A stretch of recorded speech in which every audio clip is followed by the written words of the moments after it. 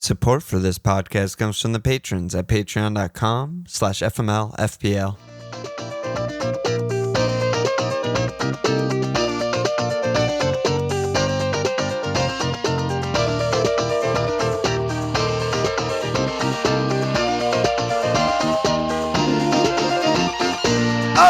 Okay! Welcome to FMLFPL Milan. This Walsh. Game week 17 pod before much chaos and many more pods and live streams and everything. Yeah, I mean, we probably just won't be doing my lives very much until January. It looks like we will do one this week, and that'll be the only one until January, probably. Yeah, we'll definitely do one this week because it's a sort of normal week. Just a Friday game, and then it's fucking chaos. Thursday deadline, Tuesday deadline, Saturday deadline. Yeah. Don't know what the fuck we're gonna do there. Yeah, I'm good.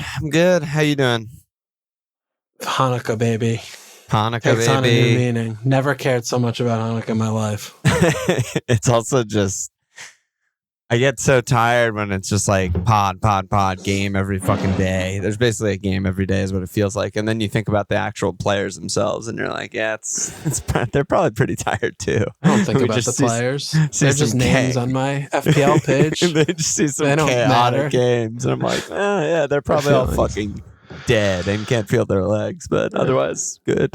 One team we know that definitely is dead is Newcastle. But, Newcastle's hurting. But so there's so much chaos. Here? Yeah, what's up? How's your team doing? Terrible, as you're usual. Not vibing, I think. No, I'm about to vibe. I'm done. I'm done with the season, so I'm gonna just be doing fun things from now on. Yeah, the coin has tipped over to I gave the coin to the ferryman to take me to Hades this weekend. So I'm just gonna. If you think Trips is gonna be in my team next week, you are incorrect. I'm going to remove Let's look at players. Team Walsh here. First of all, cap Darwin over Mo.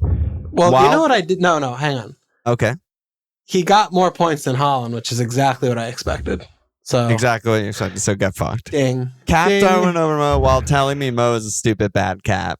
Yep. And he's your least favorite player in the league. So we got to get that away. Meanwhile, your other least favorite player in the league, Trips, gets a -1 and suspension.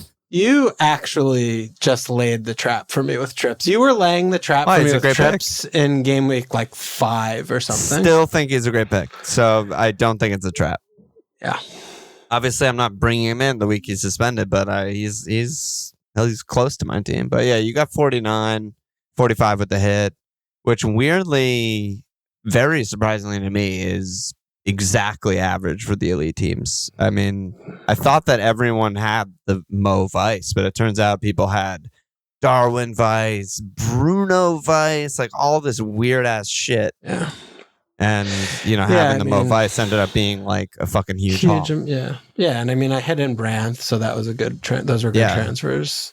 I mean, both you didn't have any players this week, so even Saka's 2-pointer was a good transfer. It was like all points were positive for you this week.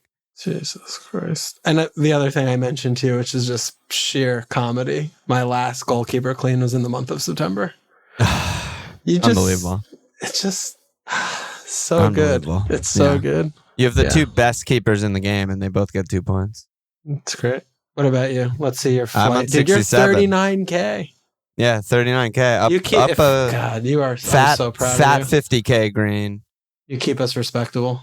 Yeah, thank you. Benched another Pau clean, which is just like the back-to-back City Arsenal clean for Pau. Insane. I mean, they don't clean all year, and then the 2 hardest fixtures of the season, they're just easy clean. Which, ironically, I feel like we actually do talk about that quite a bit. Usually not for Villa, but when we're talking about like City, Liverpool, Arsenal, are like, oh, they lose focus, they let up a dumb goal, whatever, and the games they win. That was like almost the case for Villa in these games. They were so intense. Yeah, but dude, the same does not. I mean, you can't apply the same lens, but yeah, I know. Yeah. But yeah, I mean, Son, humongous haul, Mo, Vice, obviously, Jalv. Typical Jal 5-pointer when he could have had a 15-pointer. Dom, great fixture, finally came through, and yeah, everyone else blanked. Little did I know while it was happening, I'm fucking flying, but I am fucking flying. Yeah. Every week, you have new ways every week to fly. Like different if you have guys a good team, chip that in. just like happens. Yeah. It's sometimes it's Gordon with a 13, sometimes it's Palmer with a 10, and you've just been steadily chipping even up the Son, ranks. right? I mean, like we've been saying this for a decade now that it's a Dude, you wanted to hit him out this week. Come on, calm down. Come on, I was just talking. I was talking. Talk. Everyone is on the table in my team. And really, in reality, I should have hit Holland Son, out. you're trying to hit him out this week. You're about to sit here and start a sentence like that. You fucking look at who you're talking. Look me in the face when you talk to me. Yeah, I'm looking, but we say this for a decade that having all the good picks is a differential, right? Son, you don't have trips. You have the good pick. But Son is only 70% owned in the elite teams. That stunned me. That floored me. Well, he had to have gotten sales after like the a little bit, but he's closer to like Gordon in ownership than he is to Mo and Holland in ownership. And as you stack these guys up on each other, it's like, Ollie's 35%, Jalva's 30%, Poro's 35% in the elite teams, and it's just like you have more and more good picks. Your team gets more and more. It looks more and more template, but it's actually you're getting like a lot of differential points against the teams that you're really competing against. It's just one of those things that it's just like a mental block that we all have. Yeah, no, for sure. And I mean, yes, we finally Son got a Pinal, and also very interestingly, it seems like over the span of just 2 sheer game weeks, Son actually has a left foot. Yeah. Which I was stunned. I was literally my mouth was agape while I was watching this transpire, that he actually went to the left, the direction of left, using his left foot like multiple times in the game. It was unbelievable. He was good. He fucking put a fork in trips. He was because he's fucking sick of Edwards' lies. He did it for us. He did it for all of us, I think. Yeah, and Rich it only took him 16 game weeks to become the actualized. We've been saying since the summer he's the best pick in the game. And Rich is going to be a fucking hour-long segment on the postmortem about how right we were and we just got unlucky. I swear to fucking God, that's the case. I will not participate in that part of the conversation, but we will certainly talk about him. We got the starting striker at $7 million for the like 4th or 5th best attack in the league. And he's terrible, and he played himself out of the position, which was always an option, and that's one of the realities that occurred. Well, thousands of minutes will tell you otherwise, so we'll see how the cookie crumbles in the coming months. Sebastian Spinetto is still top of the Mug League. Bone Seekers, Ben Martin's in second. This is Elway and Jack Elwood. Witness the fitness in third. Oh, actually, there's a tie for third in the Mug League with him. Christopher Sahlberg, aka Venga Boys. 3 cleans in a row. Oh yeah, Pickford, by the way, best pick in the game. Fuck? Actual best pick in the game. Oh my God. I don't know what the fuck he's doing. And then Dan Carrillo, still top of the public league. And I confirmed that it is the Dan Carrillo who's a patron, and he's in our Discord and isn't in the Mug League because he just like didn't know how to do it. Love that. That's a man after my own heart. And he dropped big this week, but he's still top 1,000 in the world. So he's fucking but you're coming for him, so. I'm on your ass, Dan. I still haven't even wild carded. Look out.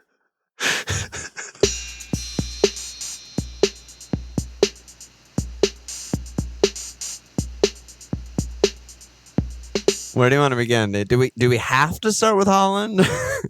I want to just talk about Spuds. This is a fucking Spuds pod, baby. This is Spud innings pod. News to me. Okay, go ahead. I mean, what the fuck? Elron is Rich once again the best pick in the game. Rich. So what do you pull out of this with the Rich inning? He's just, I don't know.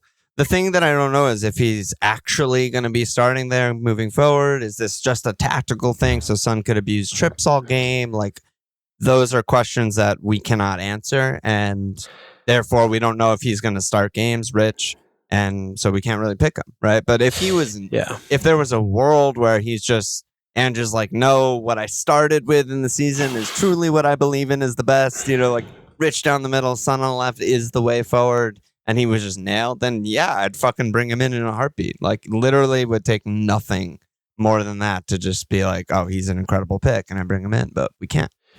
Just can't. Yeah, it's just really difficult because Ange is proving to be somewhat of a fraudulent personnel picker. It's just sad because the Premier League turned him into a liar.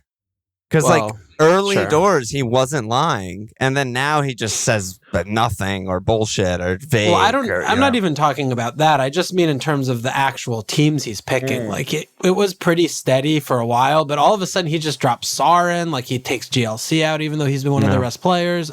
And then he puts Kulu back inside. Like he was just playing on the wing for a couple games. Right. It's like every couple games he does something dramatically different. And I don't understand what he's doing. I also am extraordinarily. I don't think there's a player I dislike watching. He's on the list. Sarr Romero does my fucking head in. I don't understand what his instructions are. Like he's just crash the box. He's just like in the picture and he does nothing. Like he doesn't do anything. I don't understand. It's insane. Yeah, he's like the off-ball 8 who like crashes the box. He just occupies space and doesn't touch and doesn't blink up and doesn't build up and doesn't shoot. Like he just doesn't do anything. Yeah. But I don't know if that enables other things. I mean, I'm not smart enough to know about such stuff, but I mean, and it could have just been, even though he has been subbing GLC off early in these other games, that he just didn't want to give him another 60. Yeah, he's still off a long injury, right? And all that shit. But I mean, there's so much rotation in this period. I mean, how many lineups this week were just like, wow, these 4 guys aren't in there? Like, what the hell? I know. But it feels really weird to me because we saw so many games of this setup with Rich not working that, I mean, is it a function, or is it a matter of just, Son had an incredible game from the left when we saw him play every game from the left, do nothing until he stopped playing from the left. Right. I mean, maybe everyone was new, like maybe now he has a better idea of where he's, I mean, all those things, you can kind of create a story there, but... Yeah, there were definitely some Rich games where I was just like, oh my God, I can't believe how bad he is, right? No shots, no touches, subbed at 50, like nightmare. Give the ball away. Yeah, but there were also some games where it was like, he got some good chances and just didn't score them. Right? And like this was just a game where he got got enough chances that he did score 2 of them. But yeah, I mean, Son was obviously ridiculous and made it very easy for him, but yeah, I mean, I guess it's just more how much of a leap of faith is it to put him back in? Because we're still not expecting Matto back really in anytime soon. So, like, also, what is the lineup? Yeah. No, I was just going to mention also, Asian Cup stuff. Like, what does that mean for Spurs? Because no matter how many guys have been injured, they're still really, really attacking, right? Like, nonstop attack. So, Son's going to be missing.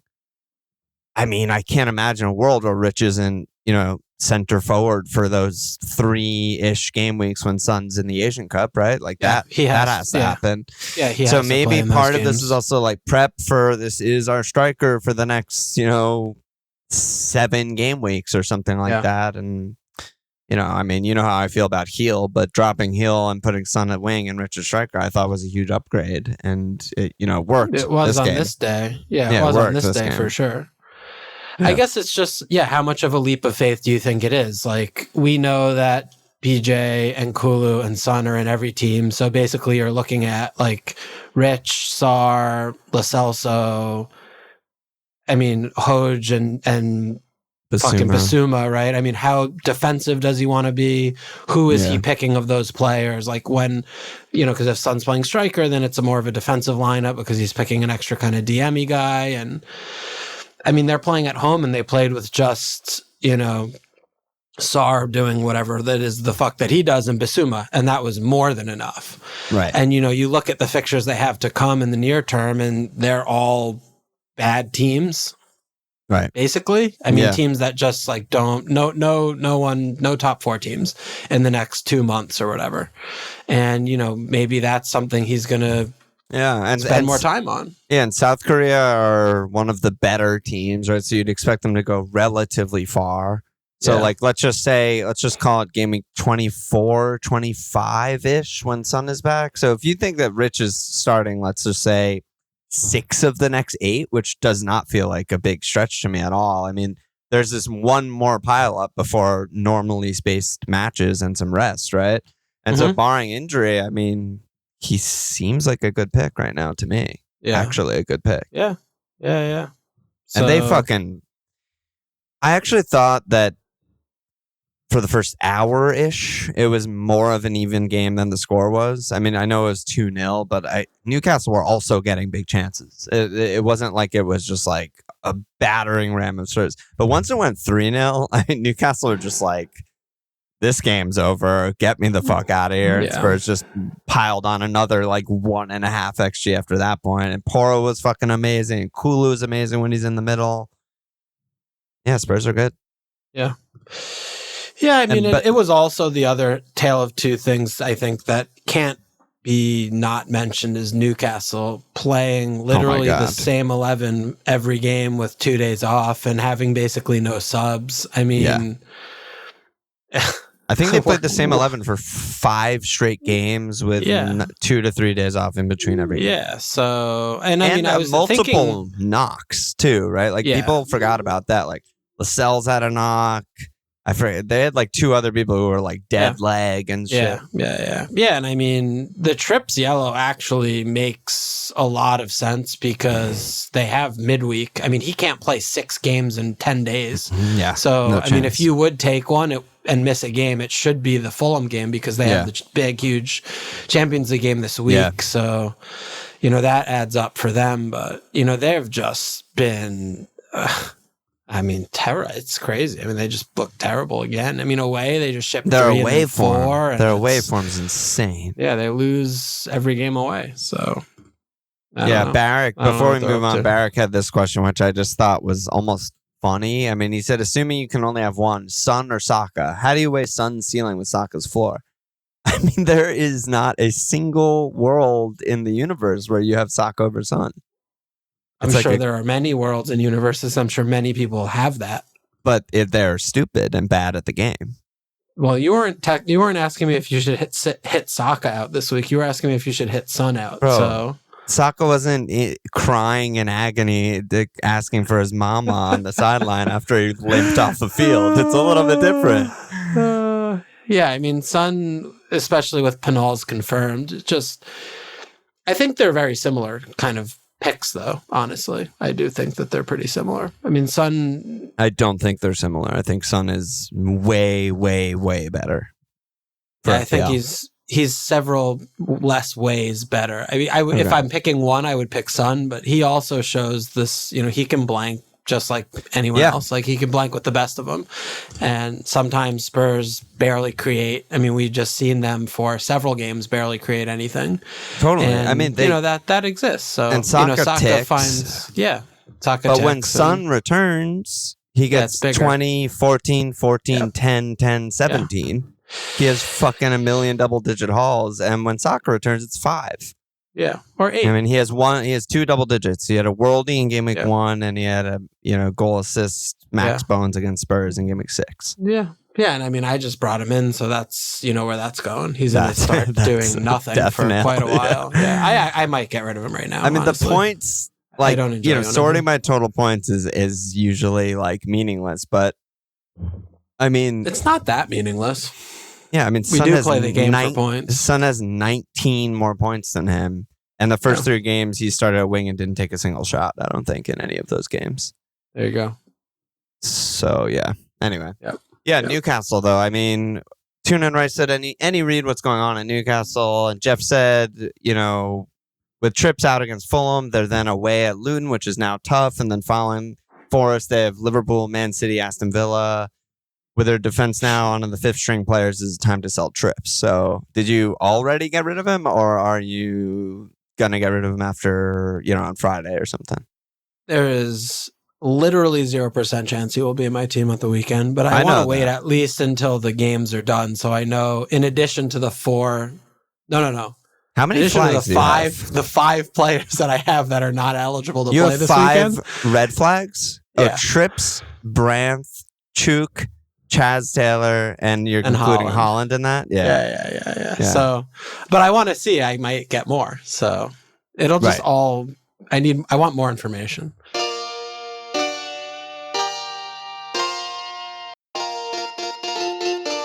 They're getting a little healthier, I think. Like Jacob Murphy's kind of close. I think Barnes is getting a little bit closer. I've heard Botman's progressing really well. Yeah, he's progressing. He's on the grass. Wilson played, so they don't have just Isak Solamente. I mean, it's getting a little bit better. Also been a disaster. I mean, he's not even getting chances, really. I mean, he's getting maybe like one a game or so, but he's not doing the points. And then Callum subs on and immediately contributes to a goal. I mean, well, they're back to both not being picks, basically. Yeah, I mean, exactly. Callum. I guess Callum. They forever exist in not being picks, purgatory or whatever. But I mean, Trips, I still think he's a good pick. Starting in game week 18. But, obviously in that tough run, you don't expect many cleans, especially 2 of them are away. Yeah, he's a good pick starting 18, and then he's a bad pick starting game week 20, and then he's a good pick again starting game week 23. So, which for me means he's a good pick, right? It's like fine. If he has 3 bad fixtures in the next 7 because he's suspended this week, that's a good pick. The thing that, so there's 2 things with Newcastle, I think. Firstly, in the immediate handful of games before, the injuries speak very loudly where there's a pile up and they're just overstressed. Like he's just not being able to rotate anyone, and they are clearly all dead ass tired and they can't do the shit they normally do. So they just look bad. Fine. The away form is something more profound though to me because it was going on since game week 1. And when you look at someone like Trips in the game of, he falls into these assists for this very little narrow window where they had some really easy fixtures, and he got some, and then he got all those hauls, right? And like all of them, yeah. But this is a player I believe you need to rotate, and at 7 million in defense, that's not acceptable. I mean, it's just not. I get it. The pricing, blah blah blah. Holland's hurt now. Okay, fine. But however you set your team up, whatever you want to do, I mean, you're just shitting yourself in the face if you're starting him in these tricky away games. Even home games against good teams, I think, are like iffy. But you want to bench him for like 13 fixtures a season, I think, something like that. Yeah. I mean, honestly, and at maybe more, maybe it's a little closer to like 16, 17, the top 4 at home and then, top 10 away, plus or minus, depending on the flavor. That's not good enough to me to spend 7 million on a defender, honestly. And, that's just kind of how I see him. And I think he's either someone where you set your team up where you can do that, or, you just hope to get lucky, which, like he got 9 against Arsenal at home. Right. 1-0, I think at home they're startable no matter the opponent. Honestly, I do. But I hear you. I'm not going to argue against any of that. Yeah. I mean, the away stuff is. Yeah, I mean, you almost either don't get him or you believe that they're going to pick up their away form, and this is just a weird, half of the season. I just did that, and he got me, 2 points a game for the last 5, basically. Yeah. So -1, don't do 1, that. 12, I tried that. 1. I tried that. Didn't work. It's not the answer. Yeah. Definitely been very frustrating. I wonder if everyone's going to get rid of him this week, or are people going to just kind of paper over it with their 4th defender or whatever? Yeah, no. I mean, good managers would not sell him. I think good managers would do what I just said. Keep him and adjust the rest of the defense to not have to Chaz Taylor anymore, and bench him, bench him when he's at Liverpool, bench him home City, bench him at Villa. I mean, those are games where he's not going to get more than 2 points in those 3 games combined. He also can't run or play defense, so he's going to get yellow cards in those games. Yeah. It basically takes an assist off a corner or a worldy free kick goal to not get 1s or 0s in those games. And that was even the case last year. I mean, he has 1 goal in 6,000. He doesn't fucking score goals. No, but last year I remember this exact thing happening. I mean, we had him since game week 1 and he was great, but there was an away City. And I think it was a 3-3. We all benched him because obviously away City, and he scored a free kick goal. That was his one goal. That was his only goal of the year. Free kick worldy, and he got a 9-pointer. And that made it seem like he was a lot more consistent than he was, because it's that should have been a -1, but he's a nightmare. But we got to talk about Holland in that context, right? Because as you said, and we obviously know no information. I mean, he might just play Palace. We have no fucking idea. But if we're all transferring him out, if that world happens, then all of a sudden we just have unlimited money, and everyone could do Bayer to Trips and fucking Gahey to Trent, and you're fine. So. What do we do? Phoenix's question is just, what do we do about Haaland? Lil Slurp said, do we sell Haaland and then buy him back when we sell Mo for AFCON? And for now, we just wait and hope for news, right? Well, they're playing midweek. So, I mean, there are at least more times for Pep to be bald and fraudulent in front of microphones and say things about his team. Ultimately, it doesn't really make any sense to hold him. I mean, no one has value in him. He's the exact same price he was when he started, and he's not playing game week after Palace. So even if you're using 2 transfers or you're getting him back for Everton, or, you're waiting and seeing, it's 2 days off or whatever between Everton and Sheffield and before the break. I mean, I think you are going to be okay to just not have him for a few weeks till after the January break, I mean, at Everton, home Sheffield, if he's feeling shit, they're not going to brush him for these games. I mean, their entire season depends on his health, right? Well, also because it's not even that simple. I mean, the reason they have the blank is they're flying to fucking Saudi Arabia to play the Club World Cup. Right. So they're going to be over there. Yeah. I mean, we'll obviously know by then, right? Because if he's playing in those games and they're flying, it's like, okay, he's fine. And it's back to me just thinking, I don't care how close the fixtures are, they're going to play these games. Like last year, we saw in times when Pep would have rested Aguero, Haaland started every game. It didn't matter. Right. But yeah, I mean, I agree. Right now, probably going to get rid, and everyone probably should, with a plan to get him back, I think, in 19. Because again, by then, we'll know he's probably fit. It's over 2 weeks away, yada, yada, yada. But yeah, and the plan is easy. I mean, we have these Mo and Son are both 5 million.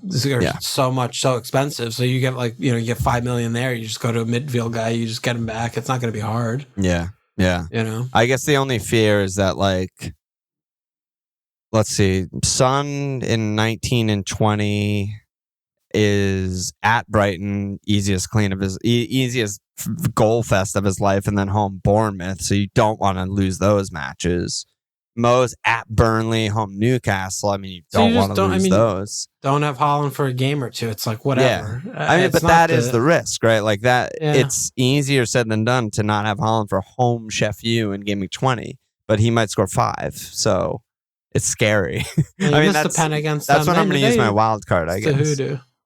It's the hoodoo. Well, you got it. I mean, you better fucking use it. You have 4 game weeks to go. I'm definitely going to use it, but that's going to be how I get him back. I just think other people should have a plan to get him back. Yeah, sure. Yeah, I mean, there's if you go down to any, between 6 to 8 million forward, and then you get Trent for this cheap guy, all of a sudden. Yeah. Yeah. I mean, you're also never going to be too far away, though. I mean, you'll always be a save and a hit, a triple move, whatever, to get him back in, or a double move. So yeah, which is probably just plan for that. I think if it's not actually something bad, and we're to believe Pep, which is funny to sentence to say out loud. Yeah, then he'll be back for 19 probably. So, but then who do we get? So 19. Phoenix has Villa and Bournemouth seem to be the form teams. Bear said, is it Solanke time? Bunch of people asking if Jim is back to pre-helmet form. Mike asking, is Jalv essential if Haaland is out? Yeah. I mean, I don't really... I mean, Foden was the best player on the pitch for FPL in that game by a lot to me. Jack, I thought, honestly. I mean, come on, though. He was doing the same exact thing he always does. He just happened to score a goal. Well, he had a big chance and created a big chance, and that's basically all City did all game. No, but I mean, doing the literal exact role all as he always had. But Foden was getting, he was in the middle of the box multiple times, doing some striker shit was atypical of him, I think. But so I mean, for Jalv, it was another one of those where it's just I don't know. I mean, maybe it's just a bad pick. I have no idea. He certainly gets points steady, he's a bad pick. Yeah, I mean, I think again, he is Saka. I mean, right? He's the 5-point floor kind of guy. Well, not actually, because he's been blanking for fun lately, but he gets 5-pointers for fun, and he could get 15 points in any of these games. I mean, he could have easily had goal assist in this game, probably gets max bones, and we're just like, fucking incredible pick. He's on a 12-pointer. Yeah, we've been saying that for a long time, and his returns are 5-2-2, 5-2-2. So I guess. I mean, we have him. We're going to be patient with him. But if I didn't have him, is he the top transfer in? I guess is the question for forward. He probably should be, but he has the blank. Yeah, also, that's right? True. So that's true. That makes it weird. I mean, I think Dom looks incredible numbers, and incredible fixtures. Yeah, home Ticks Luton at every NFO, box. home Fulham, next 3. Watkins also, I think, is a good pick there. Those are the obvious guys, I think. Ollie's starting at 18. Just great. Oh, Darwin. You want to talk about Darwin? No, he's not your favorite player in the league. He's such a nightmare. I mean, Jesus also still looks like he looked really good to me in the Villa game. He was great. And they have home Brighton. I mean, at Liverpool's tough, but then they have a good run, at Liverpool's tough, but like there's chances to score, I expect Arsenal to score in that game, Yeah. And they have home West Ham, at Fulham, home Palace, at NFO. So Jesus is a name, I think, also, but it probably just that. There's four. I don't think you have to go any further. Yeah, I agree with that. Who are you gonna cap? Assuming Haaland's out. Mo by a lot. They're playing Man United. You know what he does to them? Are you kidding me? It's not even a fucking question. I was gonna cap him before Haaland was hurt.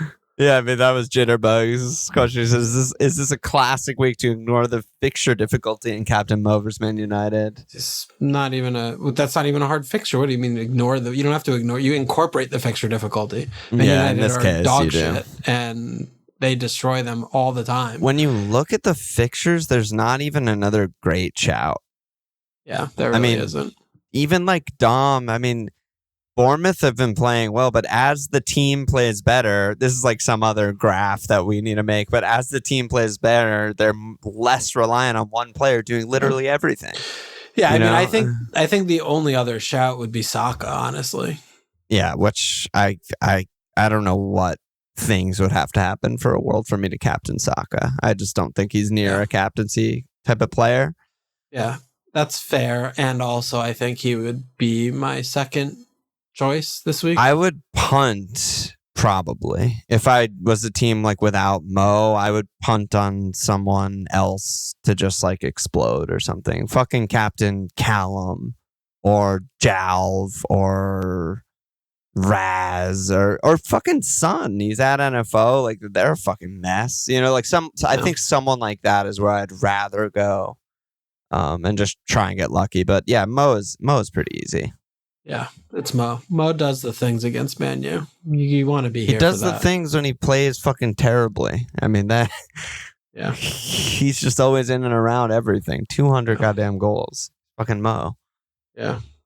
We got a lot of questions. Unless there's another game you want to talk about. No, yeah, let's go. Let's fire through some of them. So Sakov and Bolters and Fulham have 16 goals in their last 4. Is there a pick?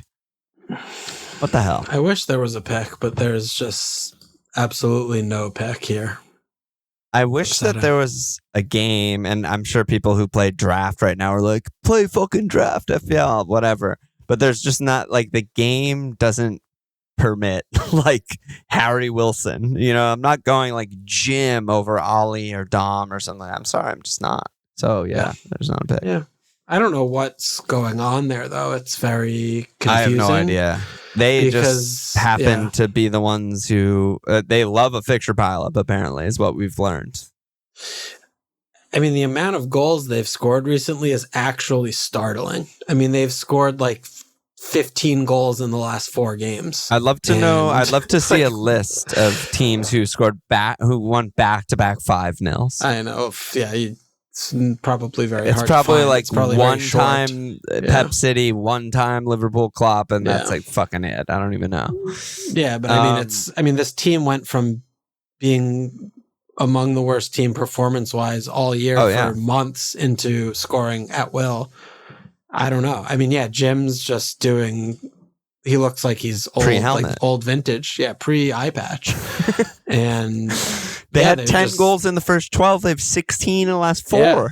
Yeah. I mean, they're hitting everyone. I mean, their movement is so different than it was previously. Like, everyone is interchanging all over the place. It's like nobody has a position, and it's so hard to deal with. So, I mean, it's going to be an interesting game, I think, actually. Imagine a month or two ago, you look at this like, oh, St. James Park, Fulham going up there, like, this is going to be a joke. And this could be a 5-0 Newcastle. Fulham could easily win the game. So many problems. I mean, Newcastle are going to be hungover from the Italy game, and I wonder it's going to be interesting to see how Newcastle decide to progress the ball and create chances. Like, it's going to be Hall, Livramento, right? And that changes so much for them because Trips does so much. Yeah, he does so ball much. Progression. Everything is get the ball to Trips and then the attack begins. So that'll also be really interesting to see how Hall does, because I think he's really good and Livramento's really good. So yeah, for sure. Shot said, do I play Semenyo, home Luton, or Simicas, home Man United this week? Semenyo's great. Actually. Yeah. Man, I gotta look up Semenyo's recent numbers to even get a vibe. Semenyo barely gets an hour. I'd probably play Shimcast. Yeah, he never plays. Dude, Neil was going nuts about Shimcast. Was he again? Yeah. On what pod? The review. They were talking about him on the review, and they were just like, basically, their assessment was the first 15 minutes we were all over the show and there for the taking, and Shimcast was basically the sole reason why Liverpool didn't capitalize, because he was fucking everything up, which I barely remember, but I don't remember that at all. We were kind of watching that together on Discord. I don't really remember that at all. I just remember him not being involved. Yeah. But maybe when they watched it back, it was the kind of thing where it was like, there's so much space there. That's the space to exploit. Yeah, with and he Joel should Ward, be there. Too slow, or he's passing, or he's taking touches. He's not shooting. He's just doing the thing that he normally does. And he was really good in a few games in a row before this. So I still think he'll start. But it's interesting with how good Joe Gomez was at right back and moving Trent inside. Like, there's something there. Like, I honestly don't know who our fullbacks are going to be for the next few. If he's going to diddle with Trent in midfield and just like Simi and Gomez there. It's kind of interesting. I mean, we could spend a long time talking about that game, but I don't particularly want to. No. Staffy said, with clean sheets at a premium this season, are Everton now the go-to, or is Bournemouth the way to go? Mikolenko and Senesi in my thoughts. Bournemouth. Dude, you nailed... Dude, the Bournemouth... It's so good because the Bournemouth shit wasn't even just a clean. Senesi 15-pointer, Neto 7-pointer. Didn't someone else get a return? No, that was it, Senesi. But still, it was just like fucking Bournemouth, baby. They're so good. They're actually so good. They're so fun to watch. They just completely exploited everything Man United does poorly. They made a complete mockery of McTominay. It's great. It was just great. It was great to see. But yeah, Brandt is great too. You just brought him in. Yeah.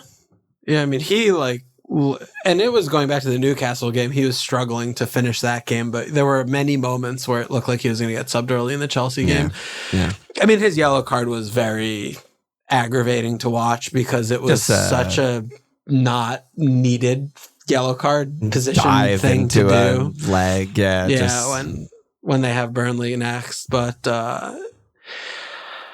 I don't know what to make of Everton, honestly. I mean, they're clearly just really good. Fine. Yeah, they're a fine team, but the clean sheets stun me because, I mean, this is... Yeah.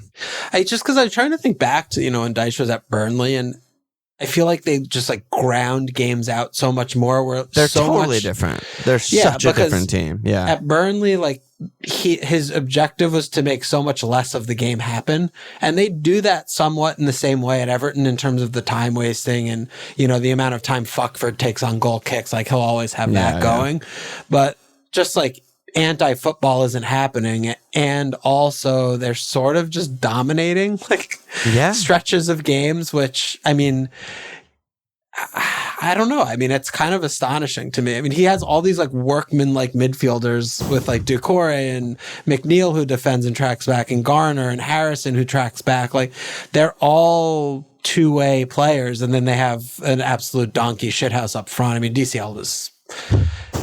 he's just I don't know what to even how to say anything about him, but like they just outwork every other team in midfield, and they just dominate midfield every game.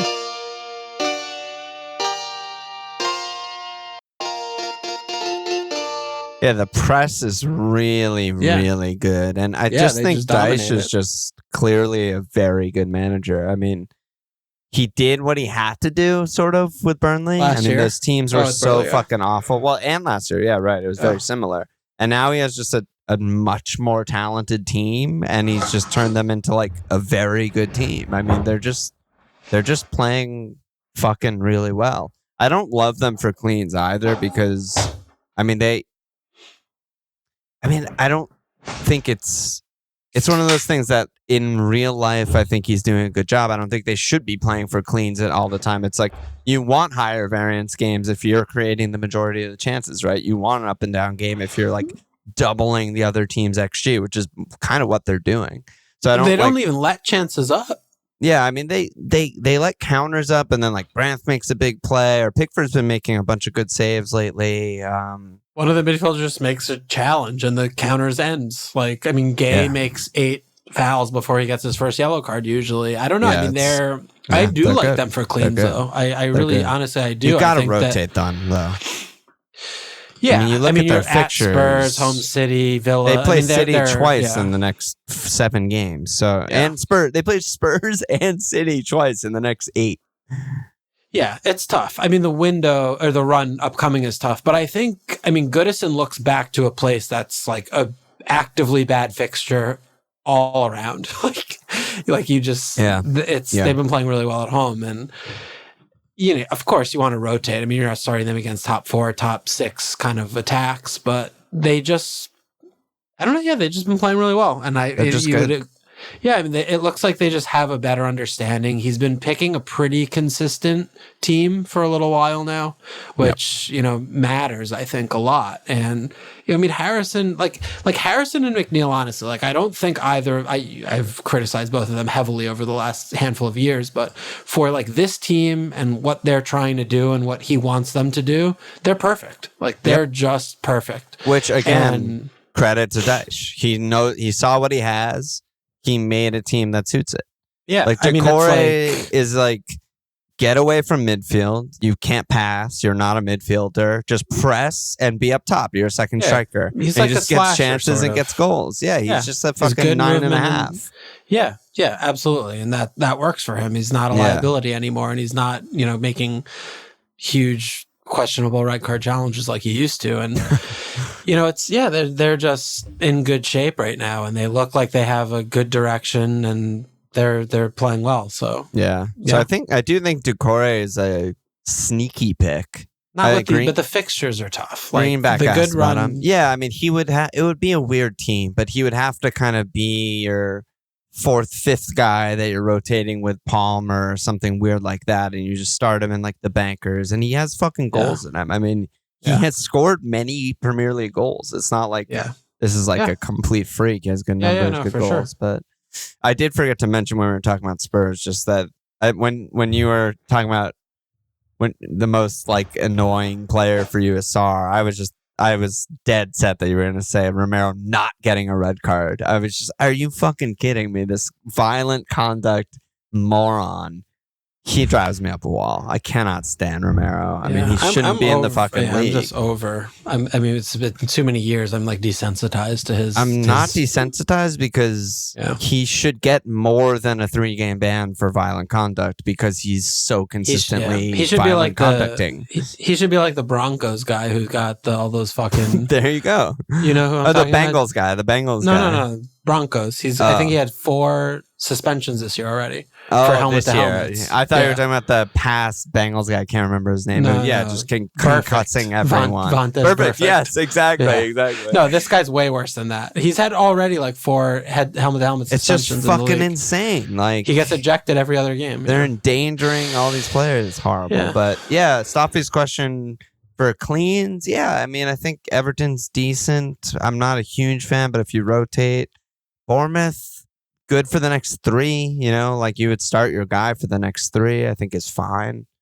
Who else do you like? Cheap defenders. I mean, Granberger said, is Powell the defender we've been looking at for under 5? I mean, Villa got through the brutal games, somehow cleaned both of them.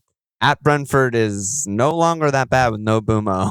I mean, for a clean, they've just got completely dominated by Sheffield United. And then they have a good run. I do think Powell's a good pick. Yeah, I don't think he's a good pick. Why? They don't keep cleans all year. I mean, they had 2 really tight, like intense games, and I think they just played up to the level. But I don't think just the infrastructure of their defense is gonna all of a sudden be like, oh yeah, we just keep cleans now. I don't know. Like I just don't dropping think that's who Cash they and are. having Konsa in there, I think adds a lot of defensive stability for them. And they've just been playing so well. I just think good fixtures. They'll keep some cleans. Yeah, I don't think they're going to keep 0, but I think that they are closer to the team that consistently let up a goal rather than a team that smothers and they definitely and let cleans, up chances. Yeah, that's for sure. I mean, it's again they play that live by the sword, die by the sword with the line, and it just takes up one time. And I mean, I thought 0.6 Arsenal xG chance. I thought Arsenal actually played so well and I thought they played better. I think they should have. On balance, I think Arsenal winning that game on balance of the performances would have been a fair result to me. They were great, and they just really were. I thought they had a few. So that's a weird one. That game was a weird one for sure. Yeah. Terp said, "Is it soon time for the annual streak of city cleans where people with double defense fly?" I think he's on wildcard. He's probably getting in fucking Ederson or something. Terp. Well, I mean, he just brought in fucking Reece James. Well, that's why he's wildcarding. Yeah, he has the wildcard. Obviously, I think they're going to clean soon. I brought in Stones. He didn't start. Yeah. I think he'll start going forward. What are we doing with this team? I mean, City are fucking so bizarre this year, dude. I just still think they're the best team in the league, and they're just going to keep cleans and win majority of games and all that stuff. But obviously, they're shallow, and they can't sustain an injury/suspension crisis. I mean, that's very obvious. Cleans? But they have 4 cleans this year? I mean, Diaz continues to be a fucking fraud. I mean, he is frauding every day of his life. Oh, my God. I don't think Eddie's been good this year either. He was good against Luton. There's been tons of goals. Or Villa or whatever. He just played well recently. Yeah, not Luton. But there's been tons of goals where it's just like, he probably should have saved that like over and over again. And they concede 1 a game. Classic. But yeah, I mean, I do still back the team. I mean, they're still title favorites by a lot for a reason. I mean, they're going to go on a run at some point where they win like 10 to 15 games in a row. You just don't know exactly when that's going to be yet. I don't think I'm as bullish as you, honestly. Okay. I mean, I think the performances, I think you need to pay a little bit more attention to it than just the historical. And, I mean, the performances are, Ruben is the worst player on the pitch every game he plays, and he just plays him every game. I mean, I don't know why. I mean, I think anybody can make a side pass. Like, all he does is make side passes, can't turn, and get caught out. Last-ditch blocks that he celebrates like he won the fucking, World Cup.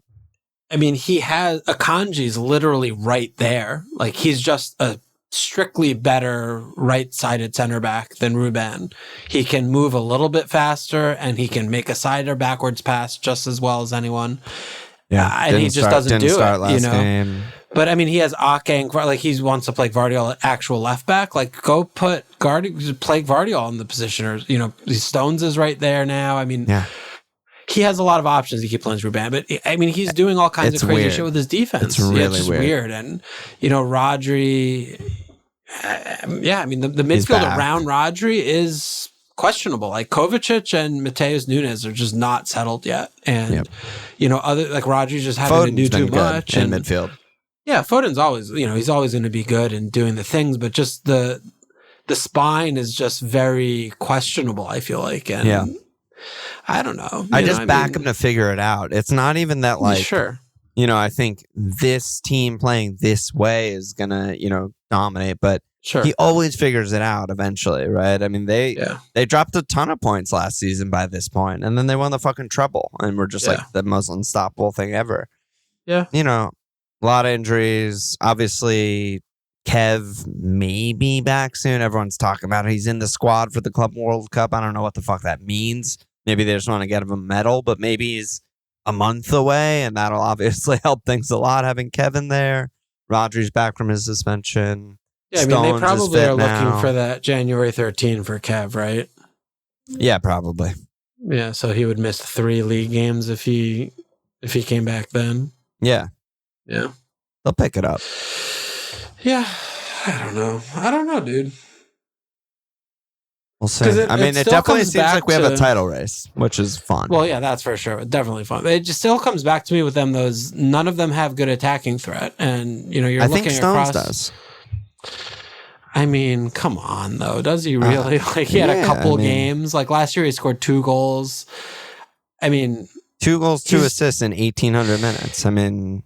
But he's just a center back. Like, he's, I know, and but didn't he have that one game there's he a scored reason the brace people or get something? Gabriel, right? Because he's a center back who gets his head on the ball, right? I mean, I think, Stones and he has has no a goals history. this year. Like, there's the variance of, someone can score 1 goal or 4 goals, and but it's not like, Stones has threat. Like, reason you get the guys who get their head on the balls because they score goals over the course of a season. You don't know when they're going to come. He's always been donging. Yeah, but I don't think you're looking at, you're looking across the defenders in the game and thinking, like, I want to get, because I'm coming from, getting guys who have attacking intent. Like, I just, like, center he's backs. not Trent, he's not Porro, he's not Trips. Yeah, so those, I think they're just players around the league that if they're not cleaning at the rate that we're used to, and they haven't been this year, and there's good reason to believe that they may continue to struggle, that they have more flags than normal, I think, when we're usually in the last 5 years. Just we always will back into, City will keep a bunch of cleans, get the minutes guy, you'll be fine. And, I don't know if that's necessarily the case this year for now. Yeah.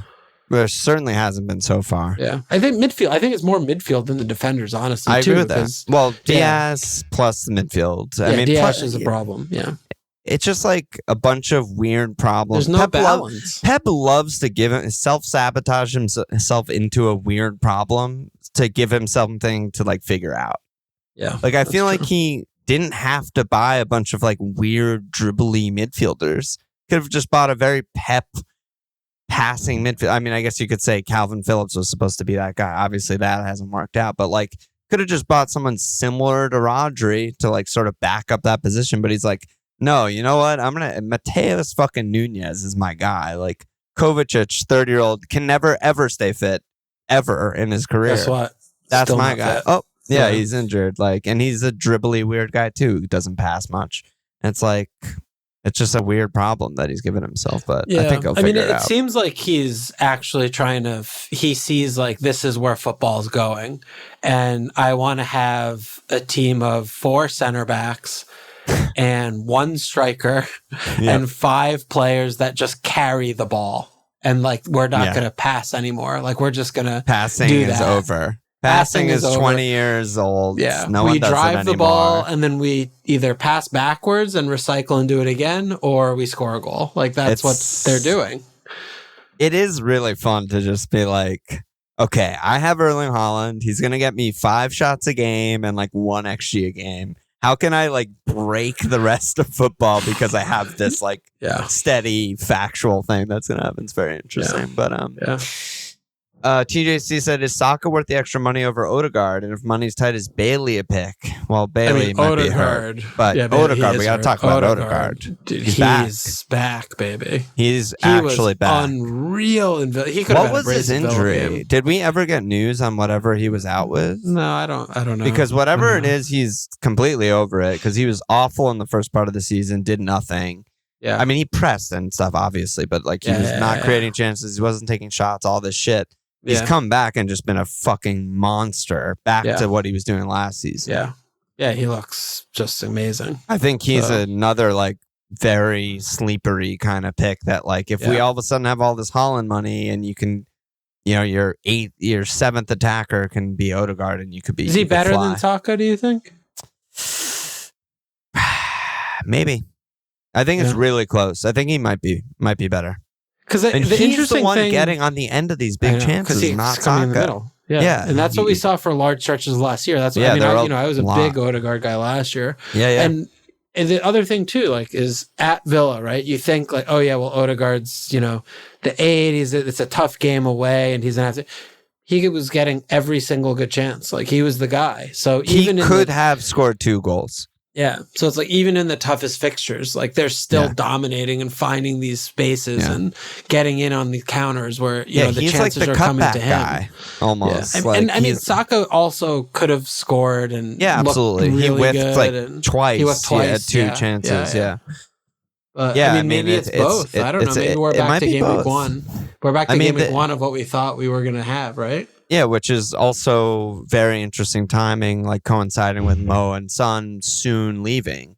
Is like we're gonna fill our attack with players that no one has, because everyone's kind of on Haaland, Son, and Mo, and Haaland might be hurt, and then he's blanking. Mo and Son are gonna leave, and no one has a lot of these guys that we're like gonna bring in. So it's kind of like an interesting time of the season, I think. Yeah, it's gonna. I think we're going to see a lot of divergence of teams, which I love. Yeah, we have Holland hurt, the blank, Asia shit, AFCON shit. Everyone's going to kind of have to figure out where we're going from here. And I don't think it's going to be so obvious of like, oh, it's this guy or it's that guy. I mean, we're looking at now, all of a sudden, there are no premiums in the game. That's never happened before. Everyone is 8-5 or less. Yeah. So good luck, Yeah. People are going to talk themselves into all kind of crazy shit in this period. It's just going to be for sure madness. 2 more questions. Ben said, do I bench Palmer or Gordon this game week? So Palmer's home Sheffield, Gordon's home Fulham. Yeah, I think it's Gordon for sure because of the pileup. Like, Gordon and everyone, they're playing midweek. Like, it's going to be their 5th game in 2 weeks. I think it's for fair. Newcastle. And that I am a little worried that Palmer starts.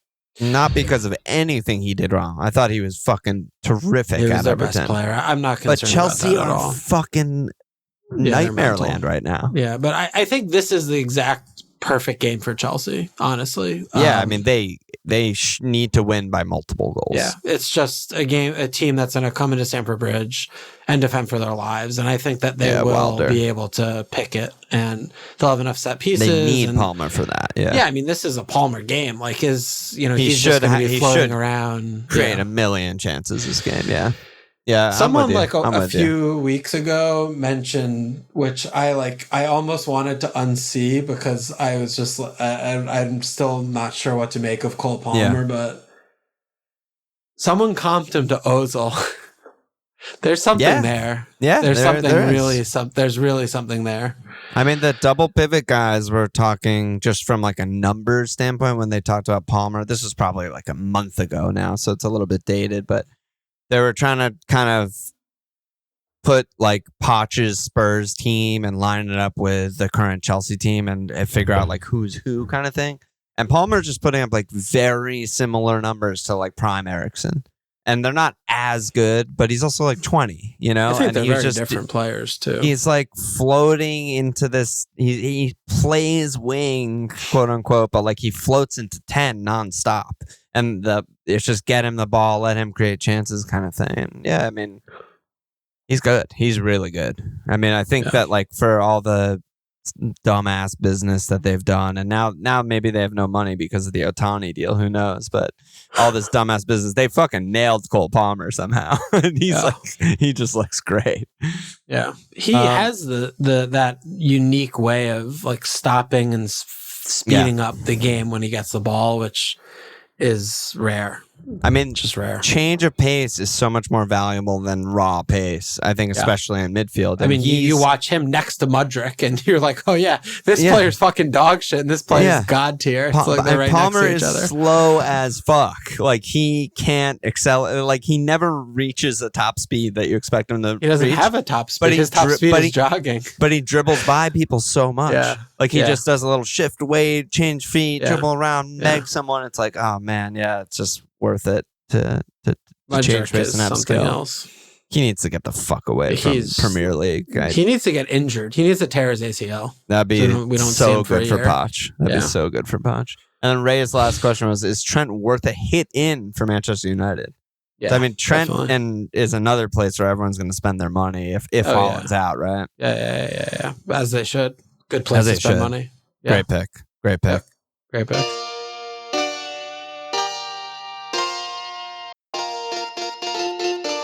It's interesting because, I mean, like, game week 1, no one was on Trent, including us, and that was correct.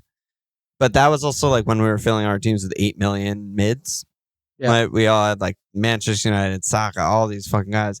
Now all of a sudden, like, every team I see on Discord has like Palmer and Gordon, I think. If not like another 5 million mid in there. And it's like, all of a sudden paying 8 million for best defender in the game is not bad. Yep. Yeah, you can do it. Yeah, for sure. For it. Fuck, man. I think that's basically it.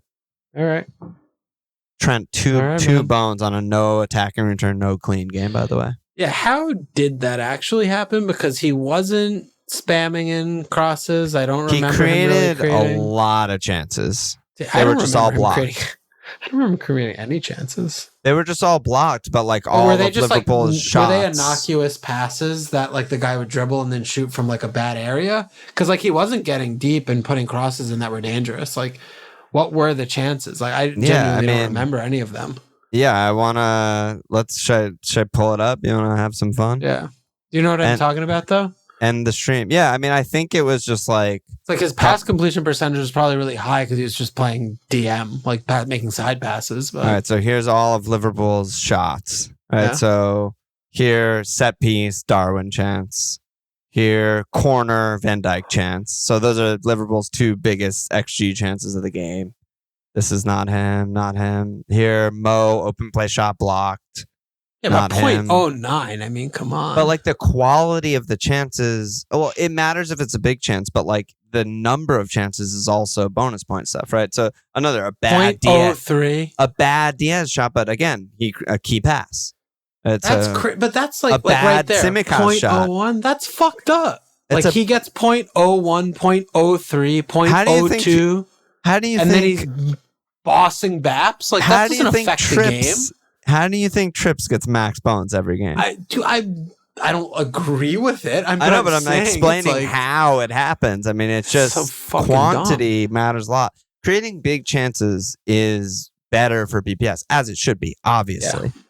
But creating chances in general and hitting your pass completion. But that's not you're not creating a chance. You're making a fucking side pass, and someone's taking a bad shot. A chance just means the pass before a shot. That's all it means. They need to change the word.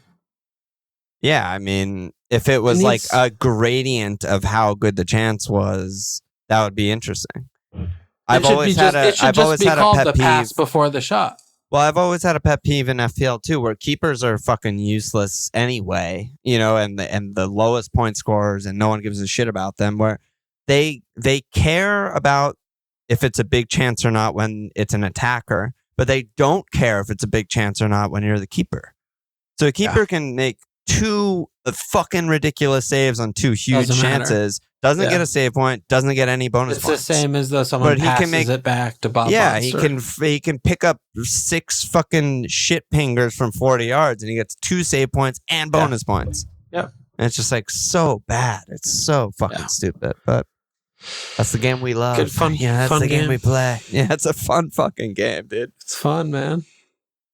No anus is the slap, and we'll have a Patreon pod and a live stream this week. Live stream on Thursday this week. Yeah, I think live stream on Thursday. Yeah, that's what we're doing. And dude, any last words? Yeah. No, I'll see you tomorrow. I'll see you tomorrow, dude. Check us out. FMLFPL.com. Follow us on Twitter at FMLFPL, sports page.com/FMLFPL. Subscribe, rate, review, cheers.